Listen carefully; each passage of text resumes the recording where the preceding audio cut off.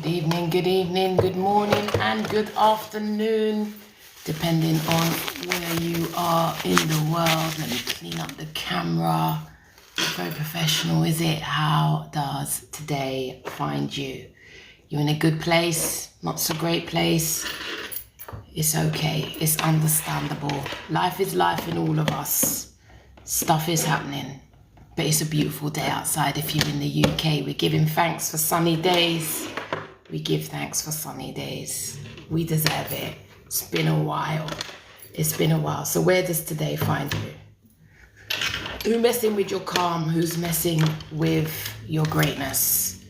We have to be very, very, very mindful of the people that we have in our circle. Some people need not be in our circle because they're not great for our greatness.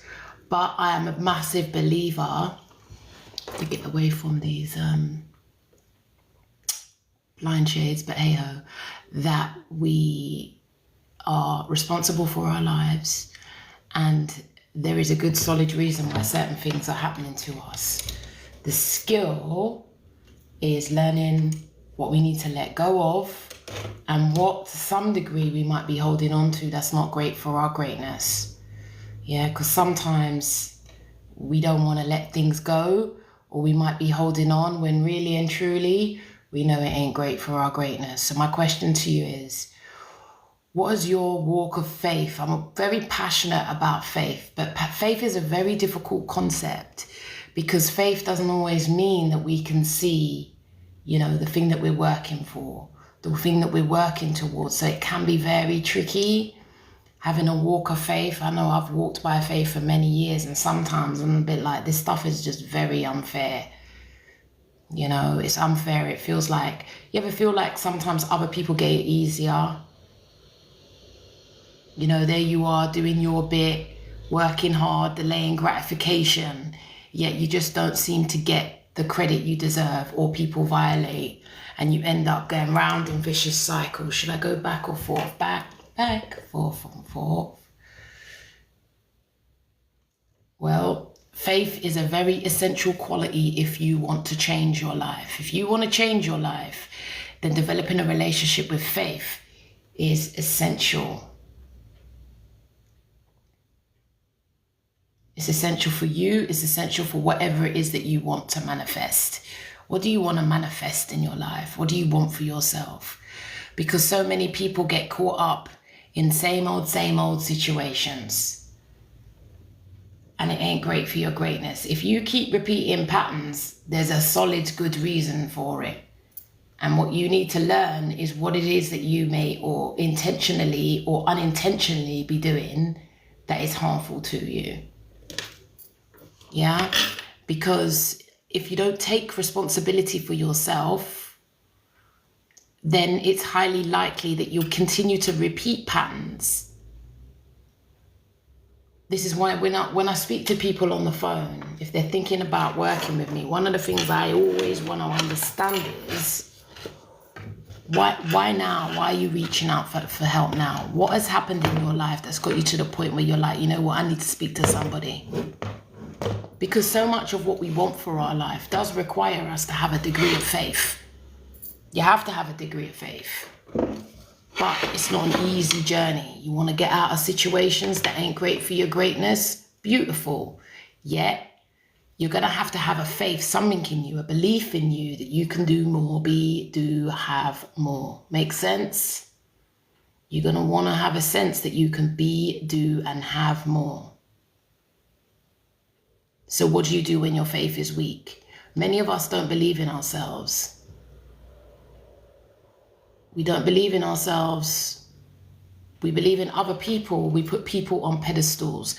Some of us have more faith in others than we do in ourselves. And as you may or may not know, this is not great for your greatness. It's not great for whatever it is that you want to manifest in your life. So you will have to have a degree of faith to be able to make it, to be able to push through the hard times. But fundamentally, you have to have a belief in yourself. Spoke to someone recently and they're like, Key, I'm getting ready to leave. It's been 24 years, I'm getting ready to leave. Wonderful, beautiful. What's different this time? This is why sometimes it's so vital that we have professional help, because our friends get tired. Friends get annoyed about us saying the same old, and they're a bit like, I've heard that before. And they don't fully believe in you anymore. They kind of lost a bit of faith in you. Make sense? You want to change your life. You have to set your stall out. What is it you want for yourself?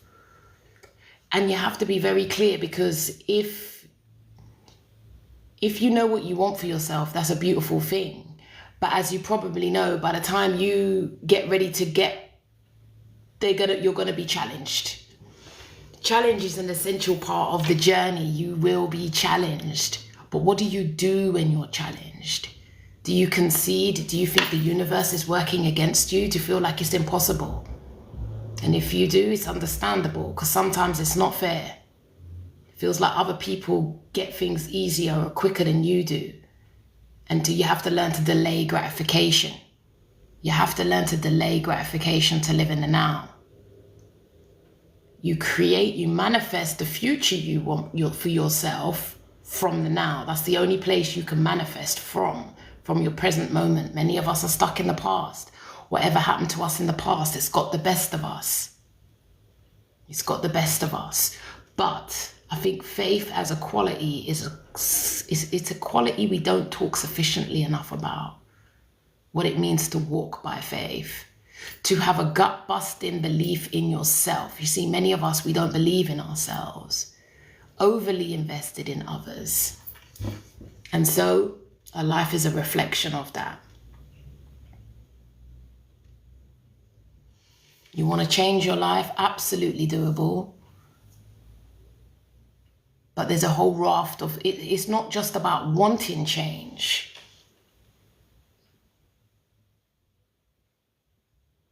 It's about self-belief. Because if you don't believe you can do it, you won't do it. Let's talk about self-belief. Let's talk about your faith. Many of us, we've abdicated it. We've given it away to others. We've put our faith in people, situations, maybe even our jobs, in the hope that, things will come good. And it's not quite worked out the way we planned. How is your life going? Is it working out how you planned? Or maybe you feel stuck and you're going around in vicious cycles. If you're in a cycle of, you know what, just doesn't feel like it's my season, it's understandable. How is it looking with the blinds? There's nothing I can do. I've tilted the blinds. There's nothing I can do with these blinds. Saturday, your girl Kia's here in my Marlow office, endeavouring to make a difference. Let's see, does that help? Hey, here I am. So, self-belief.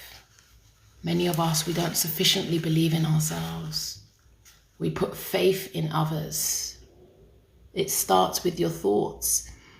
Well, it's an inner knowingness, I think I see a lot of people who lean on their understanding in their head, but I'm not always an advocate of believing in the head. It's where we can get very confused at times, Danielle. Sometimes I think you might know in your soul. See, a soul knowing is a very different knowing. It's a knowing that defies your circumstance. There's levels to this. Remember that the head is often buffering, I say. Sometimes your soul just knows. You know it in your knower. Got that word from Miss Martins. Yeah, you can know it somewhere deep within you. And that requires if we're really talking about the journey of change, transformation, it takes a trust and belief in yourself.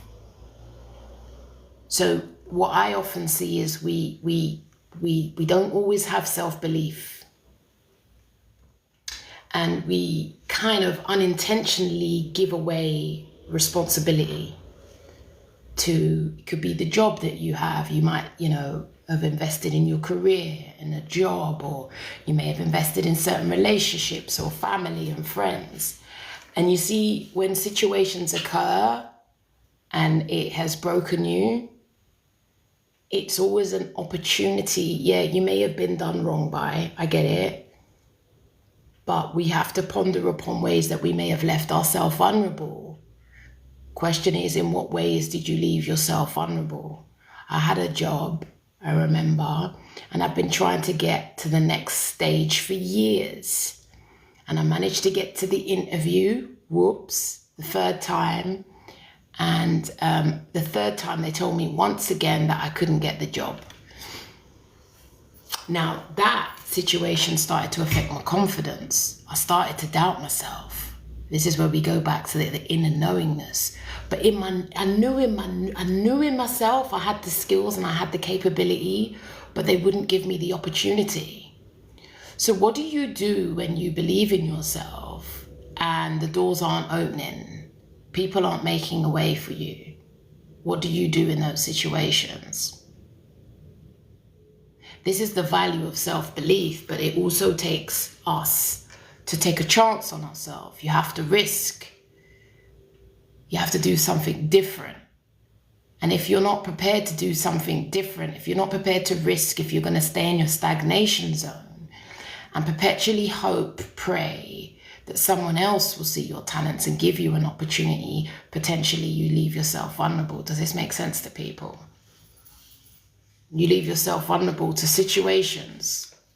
And some people won't. Some people need you to stay stuck. Your stuckness works for them. If your stuckness works for other people, you're in a volatile situation. Your situation is volatile. They need you to be just there. They need to keep you just there. And if you agree, if you collude with that, then this is one of the reasons why your dreams and aspirations, they don't manifest. And you're frustrated with where your situation is. Self-belief is a deeper knowing that even in spite of my situation, in spite of what is going on around me, I have to take a chance on myself. If you've ever taken a chance on yourself, let your girl Key know. If you ever decided that, you know what, I've got to do something different because the Calvary is not coming. If the Calvary have never come, and you are tired of being tired and you've had to take a chance on yourself, let your girl Key know. Because it's no joke. But these are the situations that create a pathway for a different life, a different way to be, a way to restore your confidence. Listen, confidence is hard won. It's not given. You build it. And you build it by taking chances and having self-belief. So when they told me no, we're not going to give you the job again, Taverna. We see that you keep coming, you keep knocking the door, but you're not ready yet. But deep in myself, I knew I could. I knew because the jobs were affecting my confidence, being rejected, it was affecting my confidence. I knew I had to make a decision. And I remember the day, and this is one of the ways, yes, Big G, I see you, girl. This is one of the ways I built my confidence was I said, I'm not going to put myself in situations, thank you, sister, that diminish my confidence. Now that takes bravery. When we stop putting ourselves in situations that are not great for our greatness. Yeah? Big G, thank you, sister. I appreciate you. Thank you very much. Yeah, man, I see you, girl. Yeah? So self-belief means that, here I am. I'm trying to, get enough money to move out and move up with my life. Yet every time I try to get a new opportunity, I'm told, no, the door is shut in my face. If you've had the door shut in your face, let your girl Key know. You're doing your best. You're trying to ascend. You're trying to move up. But the gatekeepers are not letting you in. If you've had a situation with gatekeepers not letting you in, if you believe and I know this is very difficult in times of woe, right? That there's a biblical quote, all things are working for my good. That's very difficult to believe when it doesn't feel like it. When you're rejected, there's another door closed, and you don't feel you can make a way forward. Self-belief. But also you've got to take an action. You've got to take an action in alignment with that belief in yourself. No one's coming to save you. You have to learn to save yourself. So it requires an action from you. That is self-empowerment. People talk about self-empowerment a great deal. Lovely topic. Self-empowerment means I'm going to create an opportunity for myself. One of the things I did when they rejected me for the job for the third time, one of the things they did is they let me do the job sessionally. I was working as a facilitator on a program. And so I was doing the job, but I wanted the permanent job. And they said no, right? And when I realized it was affecting my confidence, I said to myself, and I could hear the voice. You ever hear this voice in your head and you're like, the voice said to me, Keely, never apply for another job with those people. Never apply for another job with those people. And I could hear my fear-based voice was like, but what does this mean? And I said, make a pact with God. That's how it was getting. I was like, you know what, God, I'm never going to apply for a job I'm never going to apply for another job again. And I'm taking a leap of faith. And that is a game changer. That is self-protection. Some of us, what we continuously do is we keep showing up and putting ourselves in situations that we know are not good for us. We keep showing up and we keep putting ourselves in situations that are hurting us. If you keep putting yourself in situations that are hurting you, give me a heart, give me a like, let me know I'm not alone out here. Yeah? When you keep putting yourself in situations that aren't great for your greatness, where you have to prove yourself and keep going above and beyond. I don't know about anybody else, but I know if I have to keep proving myself, I'm not going to be in my natural flow.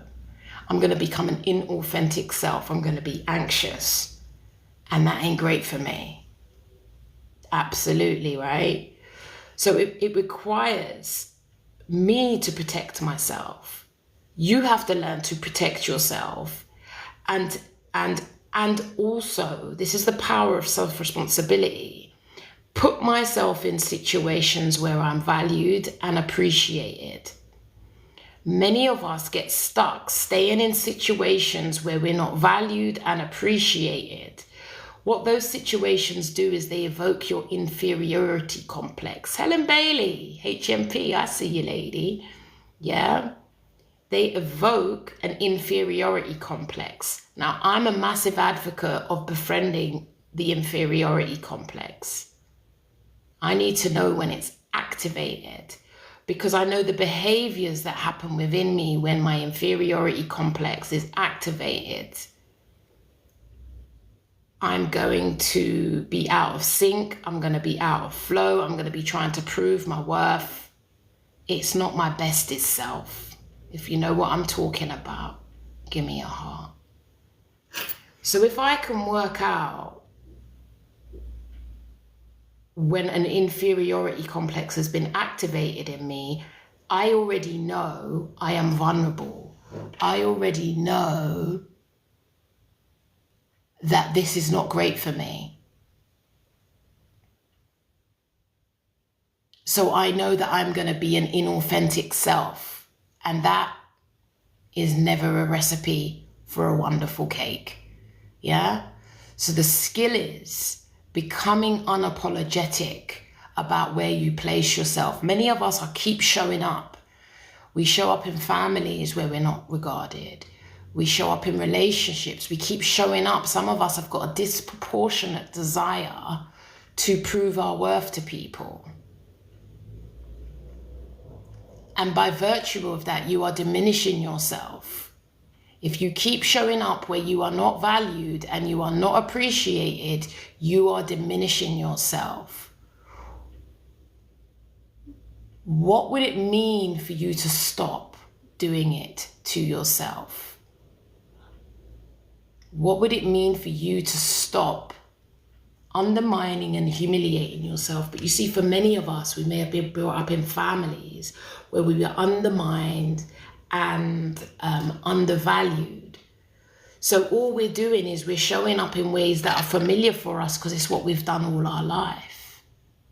We keep throwing pearls after swines. When you recoil from that behavior, when you stop that behavior, you're now entering into a very different realm. A very different realm of self-regard and self-respect. This can be very painful for us. So the challenge is humans, we're designed to seek pleasure and avoid pain. So in our attempt to keep our homeostasis, we want to avoid the pain. But in life, you have to choose your heart. You have to choose your heart in life. When you choose to stop showing up in places that you are not valued and you are not appreciated, because that is a victory for your self-worth. It's a victory for self-worth. I'm no longer going to show up in places where I'm diminished, overlooked, and undermined. I am no longer prepared to perpetually do this to myself. I believe and I will honor. If I believe that I am worth more, opulence, I see you, God bless you. I know exactly where them coins are going, man. My little disabled friend. Yeah, God, I must remember his page name actually. I appreciate you. If I continuously show up in places where I'm not valued and not appreciated, I am reinforcing my low worth status. Your absence will have more value than your presence. We must learn this. Sometimes our absence has more value than our presence. It is me declaring to the world, forget the world, I am declaring to myself that I value myself. This is how we reparent ourselves. I hear people talking about, inner child work. Massive advocate of inner child work. Some of the key principles of inner child work is reparenting yourself. If you came from families where you were not valued, you were not appreciated, then your capacity to continue to do that in your life as an adult is well entrenched. So we just keep showing up, being overlooked, undermined. The game changer, when we start to heal our inner child wounds, is that we value ourselves to remove ourselves. Question is, do you value yourself enough to remove yourself? Could you value yourself enough to remove yourself from situations that are harmful to you? Now that takes you to a massive crossroads. Meet you at the crossroads. Yeah. That crossroads is a test.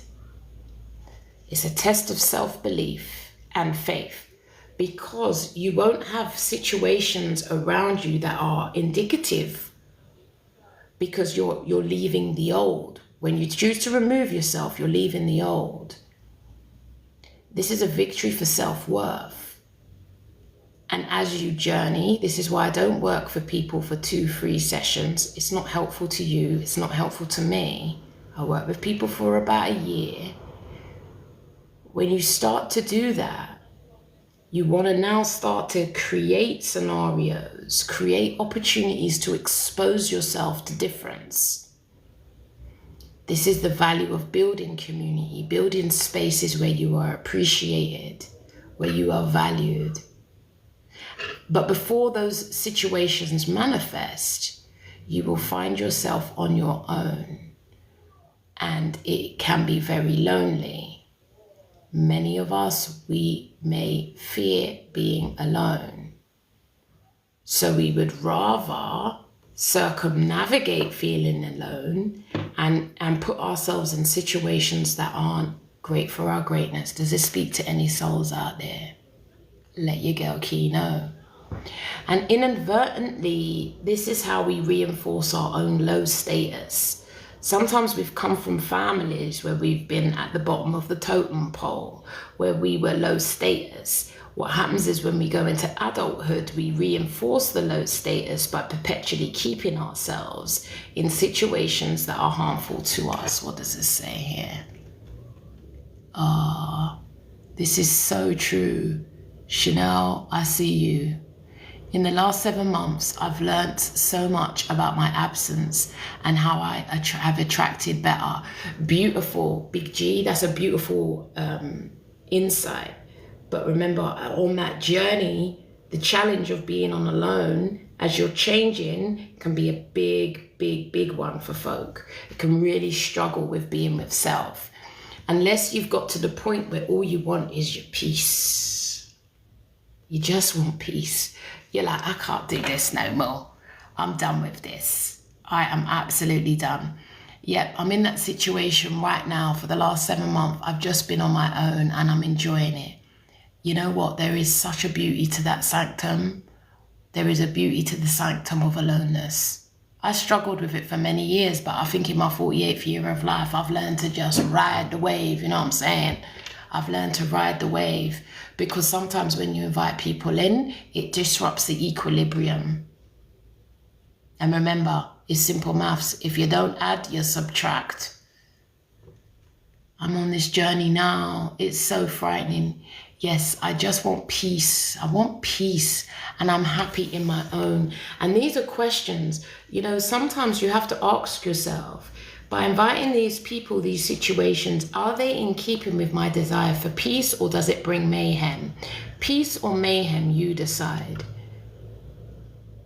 Does this relationship provide love, stability, and care? Because you see, if you believe you're worthy of it, then what comes along your path that shows you unworthiness, you have to rebuke.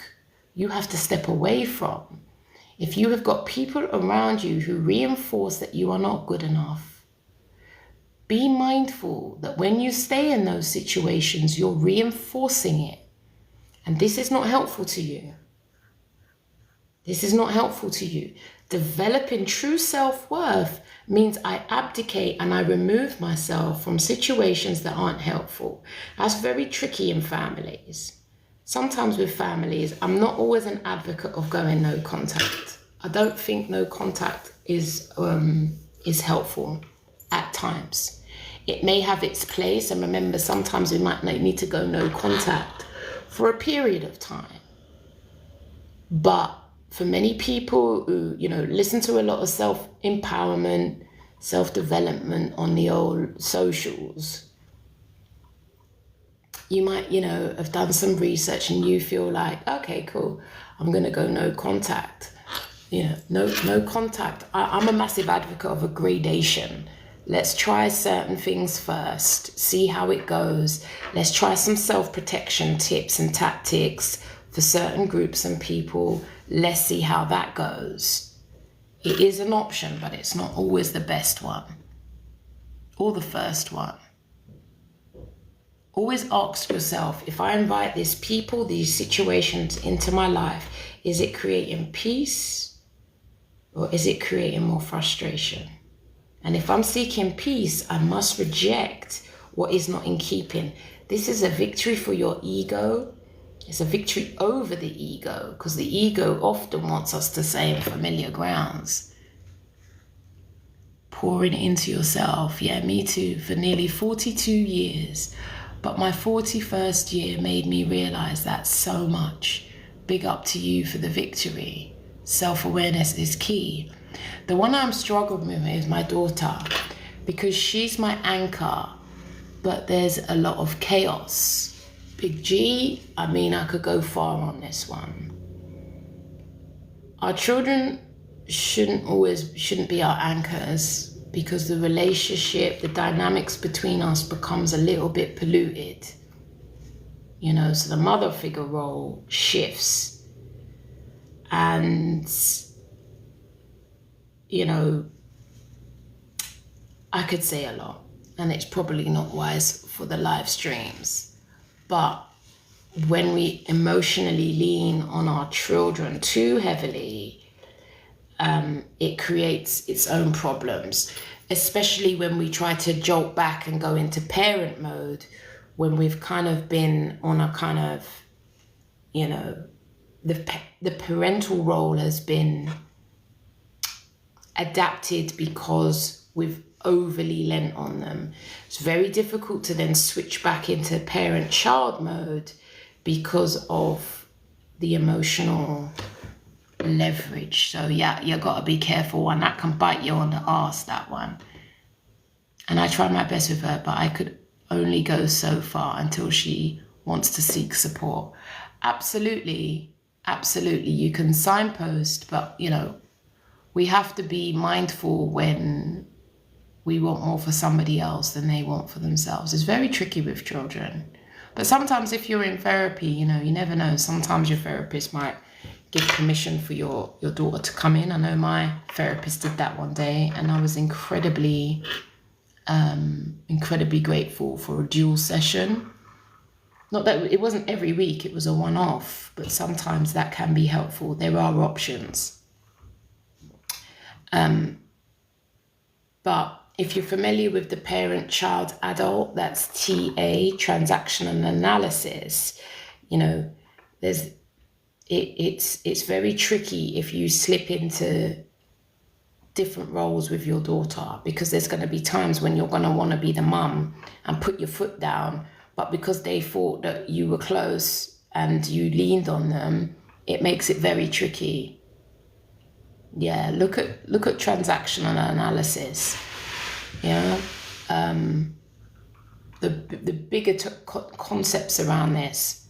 Uncomfortable word, emotional incest. It's when a parent overly leans on a child, and the child then becomes preoccupied with the parent, and the parent is not attuned to the needs of the child. So it at its worst, I saw a lot of this when I worked in prisons, and it unintentionally robs the child of a parental figure. The thing is, I don't lean on her. I've learned not to. But remember, as mothers on our own healing journey, you know, sometimes the children will experience some of the consequence of our unhealed self. You know, because you was working on yourself, you're now working on yourself, but obviously you've raised your daughter. They would have seen a lot, and obviously it will impact. This is why we have to give ourselves grace. We have to give ourselves compassion as we journey and heal. That some of the, you know, some of it is the trauma has impacted them. There's no two ways about it.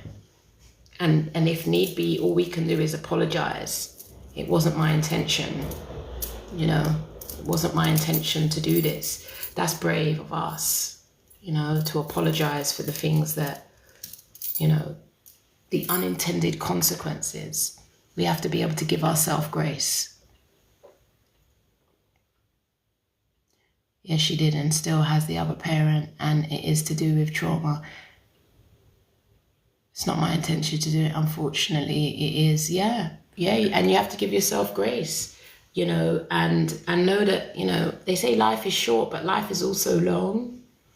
You know, life is long. So even within that, you know, things can change. It may take time. You know, I'm blessed to have adult children now. And, you know, we're not where we were. I believe we're in a good space, you know. So tough times don't last forever. Neither do good times. It's a process. And depending on her age, depending on your struggles, it makes sense. But you got to believe, have faith, trust, and know that you come from a good place. And if she ever wants to take up the opportunity, you know, you will do your best to support. I've apologized to my eldest a lot and been having a lot of talks with her. Oh, that's so beautiful. Opulent Zeal, how is that going? What are the benefits of that?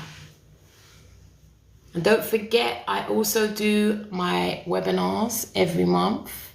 So feel free, if you're interested, go to my profile. You can get my webinar link there. All geared about helping you understand your relationship dynamics. Why you keep repeating the same patterns. Why do you keep repeating the same patterns? The reason we keep repeating the same patterns is because it's often coming from the unconscious and you haven't got a grasp of it yet. You need to get a grasp of it to be able to break it. How have you found those daughters, those brave conversations with the daughter to apologize? I think that's such a beautiful thing. You know, as the generations change, you know, second generation, third generation, we want to be able to apologize, take responsibility for ourselves. It's a beautiful thing. I really, truly, I think there's nothing more beautiful than seeing healing. Healed, I'm not sure about the word healed, but, you know, where there's been trouble and strife, and through courage and bravery, relationships have been repaired. I think there's nothing, there's nothing more beautiful. I'm seeing things from her perspective. She's gaining the understanding of certain things around me. She told me yesterday that she sees in doing the best I can with what I have. Isn't that beautiful, opulentio? You know, that's so beautiful. And that's such an important life skill, that you're doing the best with what you have. I think it's so important to take accountability, build respect and value with each other. It absolutely is, but it takes courage. It takes courage. It takes courage to accept the things that we've done wrong, you know? My question is always, and this topic about faith, I don't think we talk about faith enough, and I'm not talking about the sort of religions. I'm talking about having faith in yourself. Faith in yourself is very risky. I'll just take the biblical quote, we walk by faith, not by sight. How do you sustain your resilience when everything around you is not indicative of what you want for yourself? How do you sustain your drive when it might even feel like you're going backwards sometimes? In further unlearning the things I don't want put in the toolbox of life for both my girls, well, you know, we can only hope they use them. Opulent, I'm a massive advocate of, you know, I went on my healing journey. Well, it began, I don't think you ever arrive on a healing journey. The word journey suggests some sort of a destination. As we probably know by now, there is no destination. But the journey began because I wanted to break certain cycles. And it takes time. It takes time. And I think being able to apologize as a parent for your own shortcomings is so beautiful. And sometimes things will be broken. They won't always be fixed. A bit like Big G, sometimes you're just going through a very difficult season in life. You might just be going through a very difficult season. And as we know, look at the weather today. Seasons do change. You have to keep the faith. And this isn't, I've learned, keep going, absolutely. But what do you do when it feels like nothing's shifting, nothing's moving? How do you keep the faith when it feels like everything is around you is just like working against you? It does not feel like when somebody, you know, all things are working for my good. What happens when it don't feel like that on those days? How do you keep up? How do you sustain? That's the value of community. That's the value of having community. You got to get community around you. You got to get good people, wise minds around you. What does it say here? Oh, it's been like that for the last 7 months. I went for spiritual readings, all sorts. Then I don't have a community. I just listened to myself and deal with what I could and then left what I couldn't. I am in bite-sized portions. Yep, you got to chunk down. Bite-sized portions is really important. Yeah, we may want the change yesterday, But if not, you'll be overwhelmed. You'll be overwhelmed. We just want to be able to take it slow. But like I said, if you keep trying and opportunities are being denied to you, anyone who wants change has to have a degree of faith. You know, if someone comes and talks to me and they decide, yep, Key, I want a journey, I want you to be a companion to me, there has to be a degree of faith that this is going to work. Faith is invisible, but so many of us are always looking for what we can see. Faith takes risk. It takes courage to do something different. And many of us are frightened, and many of us are scared. So we stay stuck. Many of us have been stuck for years. Our faith is low. Our fear is high. Is your faith low and your fear high? As somebody said to me, I fear this. I always ask people, okay, well, I fear this and I fear that. Well, let's have a look at what you fear. We have to look at, is that rational, irrational? Or is that your wounded child's issues showing up? And actually has no bearing upon the current situation. Sometimes our unhealed childhood traumas are showing up in the present, and they have nothing to do with the situation, but somehow we've woven it all together. That's why it's good to separate. So I always say to people, let's write down your fear. Let's get inside of that. Let's pull it out. If I do this, I fear X. If I do this, I fear Y. When you live a life based on fear, your life will be small and humdrum.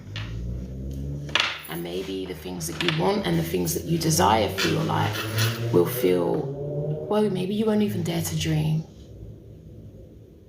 What do you want for your life? And if you want something for your life, you have to have the conversation.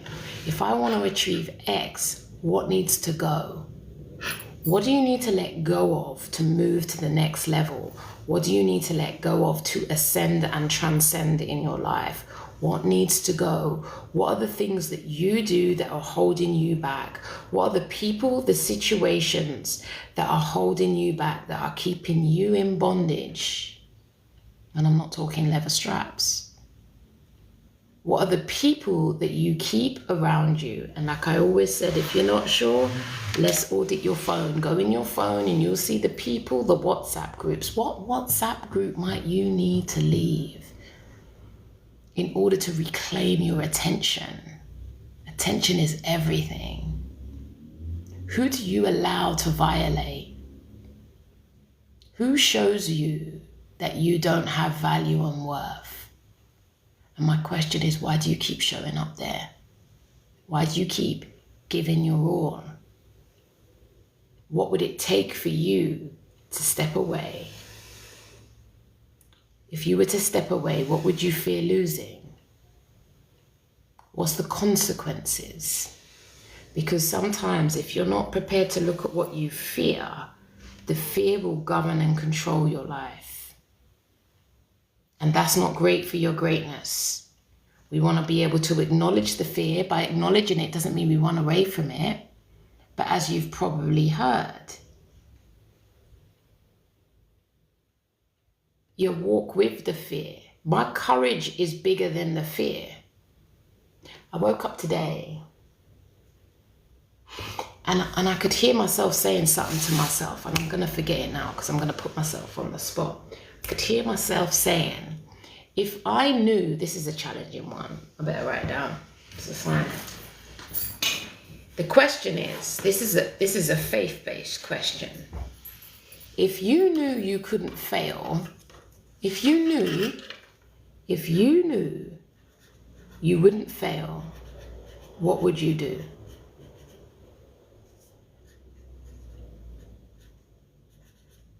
If you knew you wouldn't fail, what would you do? That's a question I woke up with on my spirit today. What would you do? Let me ask it to you. What would you do if you knew you couldn't fail? What would be the first thing that you do? Notice what comes up for you. What's the first thing that came up for you? I wasn't able to capture that this morning. I didn't really get my answer. It's a very good question, isn't it? That takes us straight to the, if you knew you wouldn't fail, what would you do? I know why I didn't action this, because for me, it took me to the laptop, and I didn't want to I've been spending a lot of time in my laptop. I don't want to be on the laptop. Yeah. It would mean I would change my LinkedIn profile, would get my new business cards printed out. What would you do if you knew it wouldn't fail? What would you be doing if you knew, and that's the challenge of that question, because it takes you right to faith and it takes you to self-belief and risk. Ooh, faith, belief, risk. That's what that question does. I would be on top of the moon with my studies. On top of the moon with my studies. To me, it was like you keep going, you don't stop. Just keep going. What would you do? That's right. And Big G, we know that you've got a lot of assignments coming up. You also have to think about, if you're trying to do things that maybe don't come naturally to you. I'm not an academic writer. I've had to do it, but I mean, I like it. You also have to set up your environment. You know, sometimes it might mean, yeah, you can stay at home, but is home the optimal place for you to learn? Are you better off listen, one of the places I used to write my essays was on the train. I used to get the Metropolitan from Uxbridge to Aldgate, stay on the train and go back to Uxbridge. I'd leave my phones in my office so I couldn't connect. It was just me and the Word document. And within that journey, I could get a lot done. Yeah, because otherwise I was incredibly distracted. So also, when we've got a very difficult, tricky task, ask yourself, yeah, we can all work from home, but is working from home the ideal situation? What environments could you put yourself in that increase the likelihood of you achieving X, Y, D? My best place was a late train. I'm not talking rush hour trains. I'm talking the late trains. And I would go from one port, make sure my laptop was charged, and go from one destination to the other. I did take myself out the other day. That's beautiful to hear. What would you do if you knew you couldn't fail? What would you do? Fear to fly. Fear to fly. I don't understand, Chanel. Fear to fly. Would you do flying lessons? These are big. You see?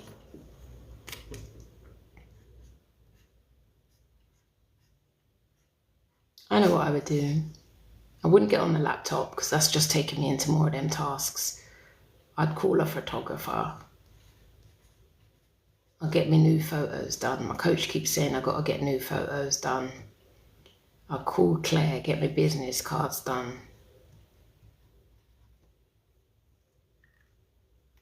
What else would I do?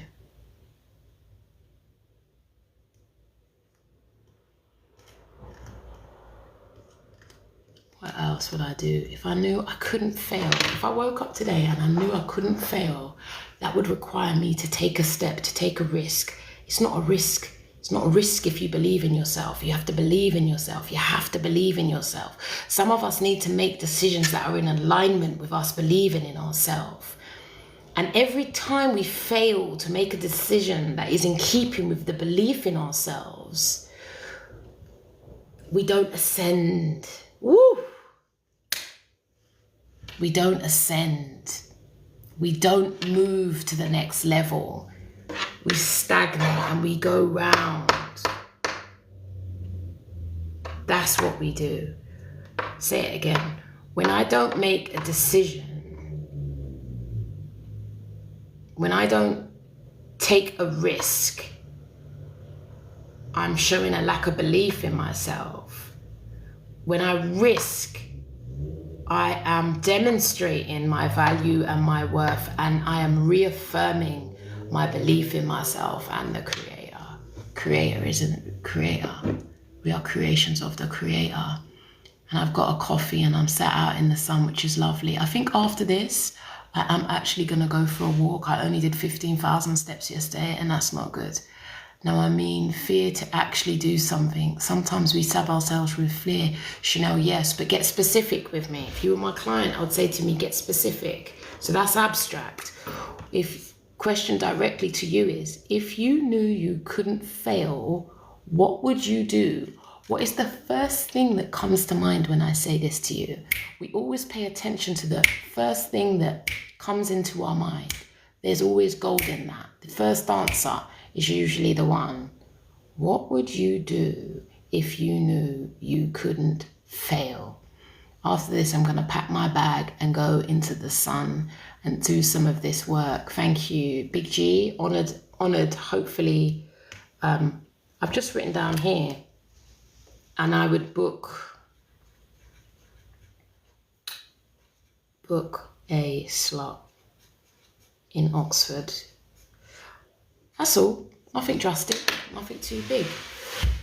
Nothing drastic for me at the moment. Nothing drastic's really coming up. I would double down. I spoke with a coach yesterday, Amit Sodar. He was sewing into me, man. So beautiful to have people that believe in you. Sometimes we may lack self-belief, and that's okay. But if you have people in your circle who believe in you, they will prop you up. I want to big up my sister Jen, Esme, Lara. The people who believe, Judy, Blood from Morning, Danielle, who are in your crew. Because sometimes self-belief wanes. Sometimes we're getting battered and bruised by life. And our ability to believe in ourselves is somewhat compromised, but maybe only for a season. Who's in your circle who can prop you up or hold you up? I would leave my job and pursue my music career. But I'm a single mother, so I feel trapped in fear. Chanel, do you work in the music industry? Maybe the skill is, whatever skill you do, I don't know, whatever you do for a job, is there a way that you could try and find a steady job in the music industry? You know, sometimes there's more ways to skin a cat.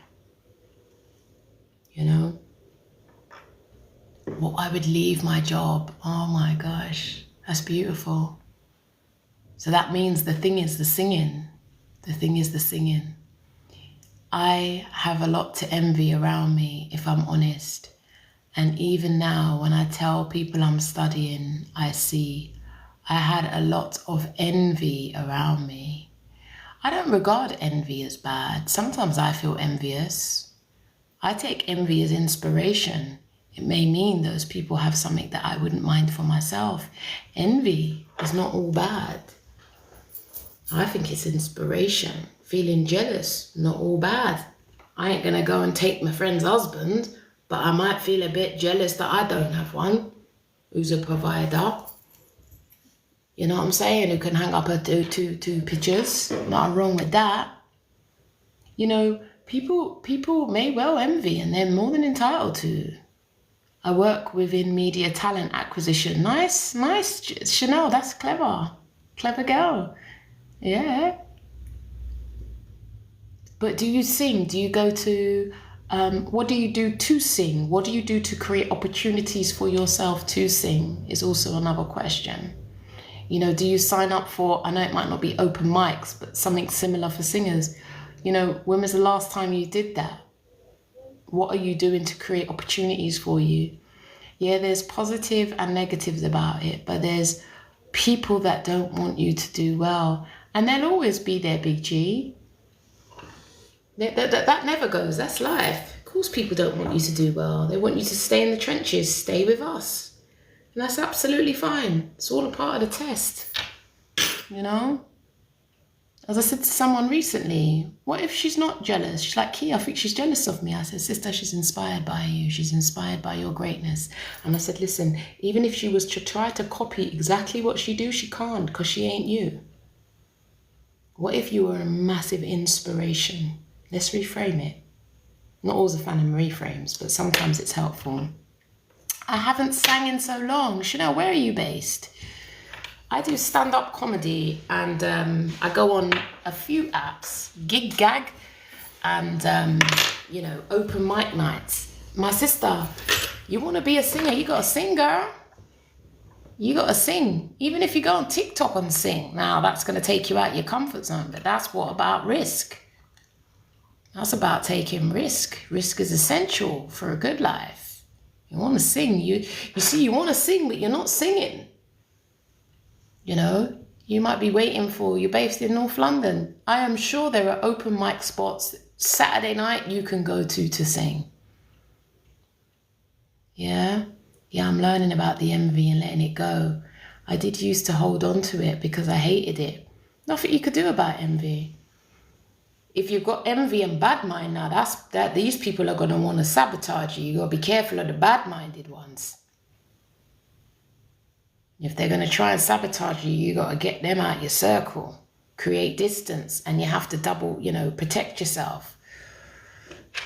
Bad mind people is another thing, because they just going to want to knock you off your block. Thinking, why can't people just be supporting you? But I'm learning and letting go, still on a journey. Why would they support you when your growth illuminates their stuckness? Why would someone want to support you if your growth illuminates their stuckness? The issue isn't them, the issue is your expectation. You've got to change your expectation, and then the relationship will equal out. That the relationship will level off because you won't have the expectation that they should help you. Change your expectation. I understand people will be envious. It's fine. But when they see the back office and what I've had to do they want to do what I do to get where I've got? No. They don't want to do what I've done. They see your glory, they don't know your story. Bless them, Father, they don't know what they do. You understand? I lost my confidence after having my baby. I don't know why I blank out when I'm on stage. Maybe you need to get to City Lit, little college in London, and start doing a little class. Just go back to basics. I did comedy. I've done about my 5th comedy course. If I get out of sync or feel like I'm lacking in confidence, I go back to basics, girl. Just go back to basics. You might have a little community. Don't go for a stage. A stage might be too overwhelming. When we have a baby, our bodies change, our confidence changes. So you might be feeling somewhat insecure. This is what do you call it? Let's call it body confidence, right? So something's happened. Yeah, and that's okay. It's okay. So you start small. Start small. Going on stage might be too overwhelming, but you can find something in the middle. Find something in the middle, Chanel, if you choose. Listen, not all support comes from people you know. Listen, I'm a massive advocate of stranger danger. When it comes to being inspired, listen, get outside your circle. Remember, our circles, they are attached to us being in a particular role, behaving in a particular way. It is far harder to change around the people who expect you to act the same way. That's the beauty of taking yourself away from and growing elsewhere, sometimes coming back. Growing in the face of familiarity is far harder. That's the value of stranger danger.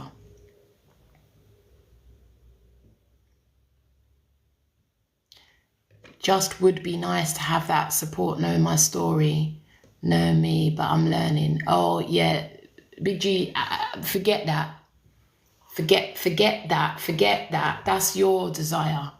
And you have to work out when your desires are harming you. Surrender that desire and revolutionize yourself. Let go. Let go of it. It's not coming from your circle. And the beautiful thing is when you accept that it won't come from your circle, miracles occur because it comes from unknown places. That's what Chanel's talking about, the strangers. Yeah, abdicate, give up any expectation that the support and encouragement will come from your circle. You will bang your head against a brick wall and be baffled why not. When you stop that expectation and you understand that potentially you're an inspiration and you activate something in them, which is a dark matter, create distance, and maybe you might have to be on your own for a little while, but find community. That's why I'm a massive advocate. We have the Navigate Narcissism Now community, the Change Maker community. That's a new name I'm working with. Change Maker, got to run it by the crew though, make sure they're happy with it. Don't want to upset the tribe, you know what I'm saying? Change Maker, ascension. We want to ascend. You ascend by adapting. Sometimes what happens is, we can hold on to things for many years. You let go, stop expecting that they'll be supportive of you, and then the pain, it just morphs, it melts, because you have surrendered any expectation that your people in your tribe will support you. And then what I'd encourage you to do is to drill down into the people who support and encourage you. Drill down, make them your friends, and they may not look like you, be the age bracket as you. Mildred from work, drill into the people who support and encourage you. That is the revolution, except that it won't come from the people, your kin, the people closest to you. You free yourself. And I can tell you this, when you accept that people in your family won't support and encourage you, it actually improves the relationship. It may actually save the relationship because your expectation has changed, it's dwindled. You can actually begin to accept them for what they are. Therefore, it circumnavigates frustration and the ching, ching, ching when you get into conflict with them. Because even if you start, you'll be like, oh shoot, I forgot. Silly me. I forgot that they're not for me. It's wisdom. It's wisdom. And then the wisdom guides you to lean into love, lean into kindness, lean into the people who encourage you. Because let me tell you something, self-belief wanes at times. It wanes, doubt creeps in, bad days get the best of you. And you see that tribe of people, I got goosebumps, who believe in you and encourage you. They are your lifeline. They are your lifeline. And they may not be your family. But you thank God that he gave you. You're looking left, but all the while there might be a bag of support that you neglect on the right. Make sense? I hope this speaks to someone's spirit today. I'm telling you, when you lose the expectation, you may even save those relationships. You may even save them because you take them and you regrade them appropriately. Some of us have got people on the Platinum Plus bonus package and they need to be on the bronze. Your expectation has probably been disproportionate. They're not for you like that. Yeah? We speak to spirit. We see it for what it is and we adapt accordingly. I remember there was a family member I used to always ask, oh, you're going to come to my thing? You're going to come to my opening? You're going to come to my... They never came. When I had the 10-year anniversary, I didn't even invite them. And then they were like, oh, why didn't you invite me? And I thought, you never wanted to come anyway. I always had to beg. So I stopped inviting. And then they were offended. How interesting. Isn't life funny? When we see the game for what it is and we play the game appropriately, they get offended. Bless them, Father. They must think we're just lining up ourselves up here to be disappointed and let down. No, sir. We're going to lean into love from all the people that God puts on our pathways, who sees our gifts, who encourage us and believe in us. And we're going to lean heavily in there. And we're going to sow it back into them too. They don't know. Yeah, I had those expectations. It's like I asked you twice and then you kept saying no. Yeah, no, let go, sister. All right, I'm mindful of time. It's now 12:37. Mindful of time. I want to 2:37. I want to thank you for being here. Thank you for your questions. I do have a fortnightly webinar.